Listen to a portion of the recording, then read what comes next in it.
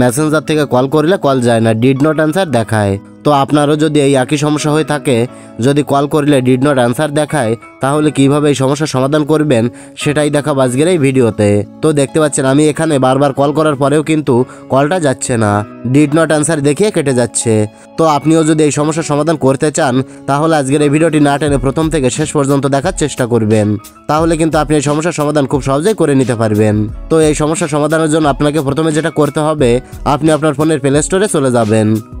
Play স্টোরে আসার পর সার্চ বারে ক্লিক করে মেসেঞ্জার লিখে সার্চ করে দেবেন। সার্চ করার সাথে সাথে মেসেঞ্জার অ্যাপ্লিকেশনটা চলে আসবে। তো আপনার মেসেঞ্জার অ্যাপ্লিকেশনটা যদি এখানে আপডেট চায়, তাহলে আপডেট করে নেবেন।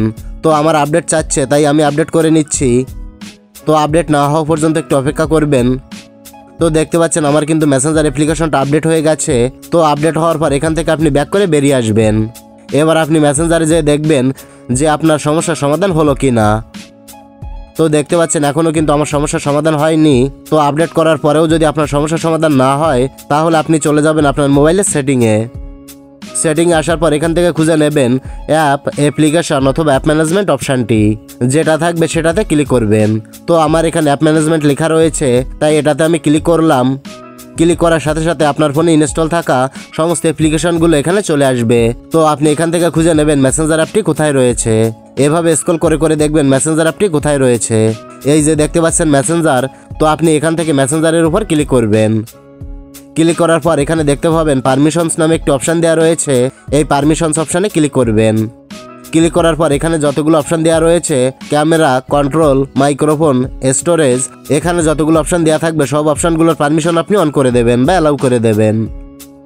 অ্যালাউ করার পর এখান থেকে ব্যাক করে আপনি মেসেঞ্জারে চলে আসবেন। মেসেঞ্জার আসার পর আবারও কল করে দেখবেন যে আপনার সমস্যার সমাধান হলো কি না। তো এখনও সমস্যার সমাধান কিন্তু হয়নি। তো এবার লাস্ট অ্যান্ড ফাইনালি আপনাকে একটা কাজ করতে হবে। এই কাজটা করলে 100% আপনার সমস্যার সমাধান হয়ে যাবে। তো আপনি কি করবেন, কল করলে যখন ডিড নট অ্যান্সার দেখাবে, তখন এই পেজের একটা স্ক্রিনশট নিয়ে নেবেন। স্ক্রিনশট নেওয়ার পর এখান থেকে ব্যাক করবেন। তারপর উপরে দেখতে পাবেন 3 লাইন মেনু রয়েছে। তো এই 3 লাইন মেনু অপশানটা আপনার নিচের দিকেও থাকতে পারে।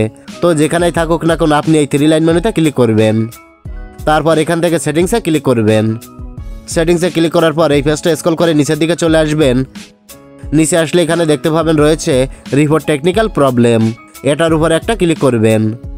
ক্লিক করার পর এখানে নিচে দেখতে পাচ্ছেন রয়েছে রিপোর্ট এনিওয়ে, এখানে ক্লিক করবেন। ক্লিক করলে এমন একটি নোটিশ চলে আসবে। তো এখান থেকে আপনি ডু নট ইনক্লুড এটাতে ক্লিক করবেন। ক্লিক করার পর একটু সার্চিং হতে পারে, একটু ওয়েট করবেন। ওয়েট করার পর এমন একটি ইন্টারফেসে আপনাকে সরাসরি নিয়ে আসবে। তো এখানে দেখতে পাচ্ছেন অটোমেটিকে কিন্তু একটা স্ক্রিনশট দেওয়া রয়েছে। তো এই ক্রস আইকনে ক্লিক করে স্ক্রিনশটটা কেটে দেবেন। তারপর এখানে দেখতে পাচ্ছেন রয়েছে ক্যামেরা রোল, এই ক্যামেরা রোলে ক্লিক করবেন। ক্যামেরা রোলে ক্লিক করার সাথে সাথে আপনার ফোনের গ্যালারিটা ওপেন হয়ে যাবে। তো আপনি ডিড নট অ্যান্সার পেজের যে স্ক্রিনশটটি নিয়েছিলেন, সেই স্ক্রিনশটটা গ্যালারি থেকে সিলেক্ট করে নেবেন। দেখতে পাচ্ছেন স্ক্রিনশটটা কিন্তু এখানে চলে এসেছে। এরপর আপনি এখানে দেখতে পাবেন কলস নামে একটি অপশান রয়েছে, এখান থেকে এটা সিলেক্ট করে দেবেন। এরপর আপনাকে মূল কাজটি করতে হবে।